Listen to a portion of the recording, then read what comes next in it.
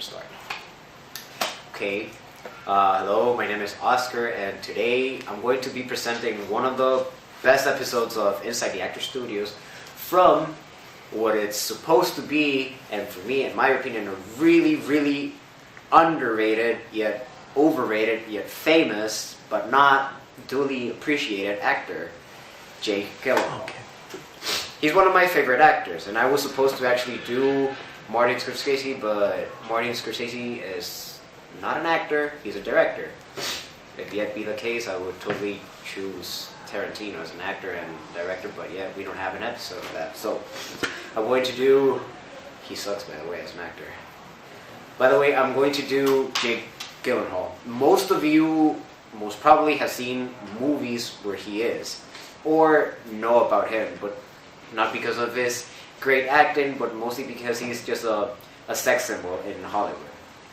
Yet, I call him very underrated because of his performance and his appraisal and his basically what he has achieved during his career.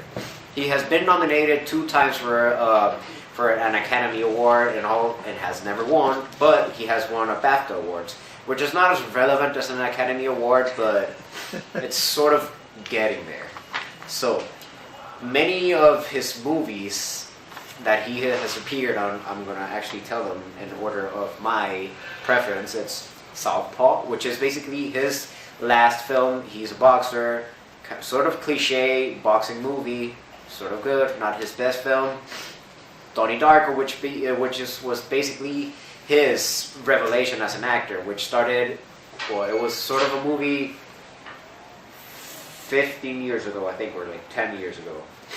And Brokeback Mountain, Love and Other Drugs, Nightcrawler, Jarhead, Proof. By the time this episode was aired, most of these movies, which I'm telling you right now, were not even filmed yet. For example, Nightcrawler, Southpaw, well, those were not filmed yet. This episode was aired like 3 years ago. So by that time, he was 34 years old. Now he is 36, according to Wikipedia. 36, and he has released 3 films apart from that, which include Nightcrawler, one of his greatest performance as a sociopath. Not sociopath, but sort of like that, and Southpaw, which I just previously mentioned. He was born in LA, and his dad, Stephen Gyllenhaal, was actually a film director back in the days in LA, and his mom, her name was, I have it here.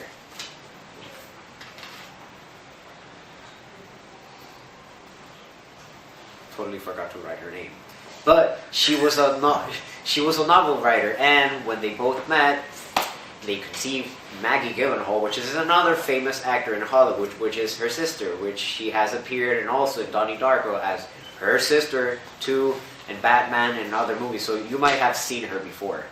And the name Gyllenhaal, it's actually not American or from any other kind of American culture. It's basically a Swedish last name, but they do not have direct blood within the last name and Swedish culture. So,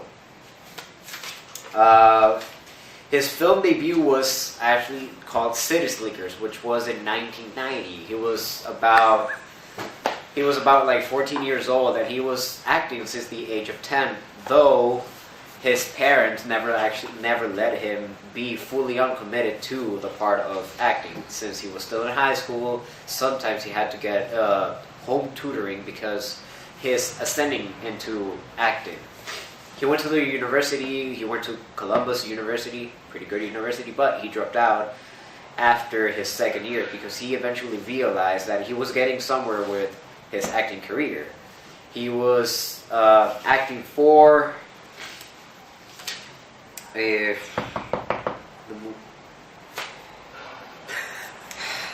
I know I have it here. Well, Tom Cruise movie, Red Moon. Tom Cruise was in the movie. Jake Gyllenhaal was also in the movie. I think it's Red Moon. Something with Red Moon. but it was one of those movies which actually made him transcend into a bigger actor. So he had to eventually drop out from school and dedicate his full time on acting career.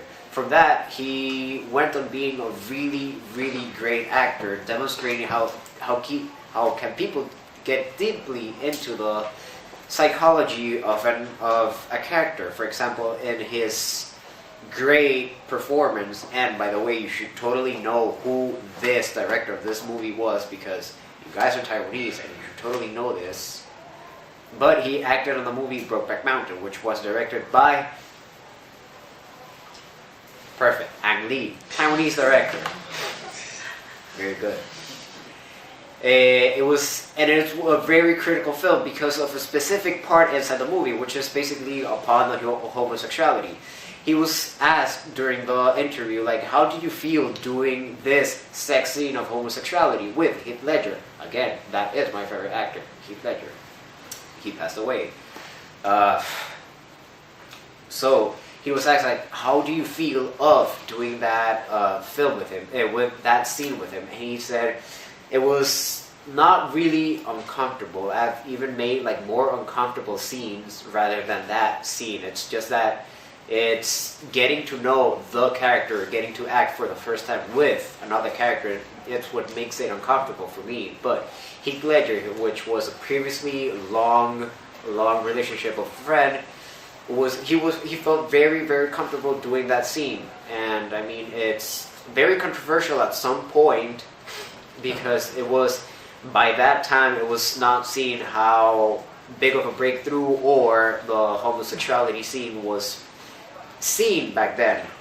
So it was very praised. He was nominated for Best Supporting Actor, however, for the Academy Awards, but however, he didn't win it. Then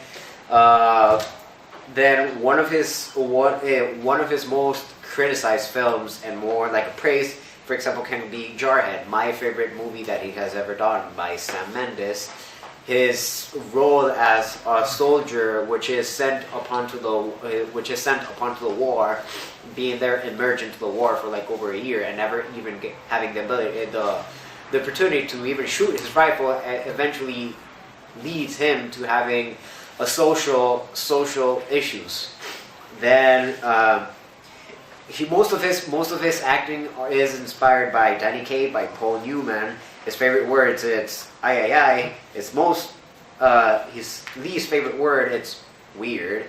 And yet, by this day, I would recommend you to actually watch Jarhead, Nightcrawler, Proof, Source Code, Love and Other Drugs, which are very, very excellent films.